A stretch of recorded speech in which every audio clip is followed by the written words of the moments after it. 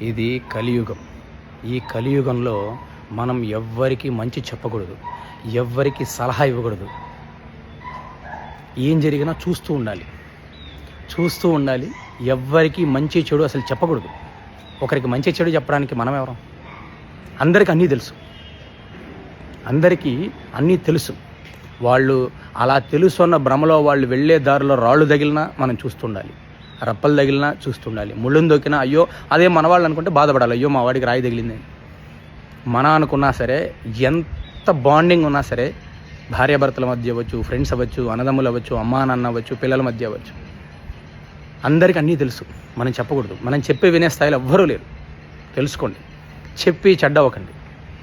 మంచి చెడు చెప్పి చెడ్డవ్వకండి. అందరికీ అన్నీ తెలుసు. గుర్తుంచుకోండి. ఎందుకంటే ఇది కలియుగం. చూస్తూ ఉండాలంతే. ఏం జరిగినా ఓ అవునా, పడ్డారా, దెబ్బలు తగిలించుకున్నారా, ఎదురు దెబ్బలు తగిలినాయా, ఓ అవునా, అయ్యో పాపం, అంతే. మన ఇంకొంచెం బాండింగ్ ఎక్కుంటే బాధపడతాం, అంతే తప్ప అయ్యో వాడు దారిలో పోతున్నాడని చెప్పి మనం మంచి చెడు చెప్పామనుకోండి, మనల్ని పెద్ద వెధవలుగానే ఎక్కువ వెధలుగా ట్రీట్ చేస్తారు. అవసరమా మనకు? చెప్పి చెడ్డవడం ఎందుకు? చూస్తూ ఉండండి అంతే. ఆలోచించండి.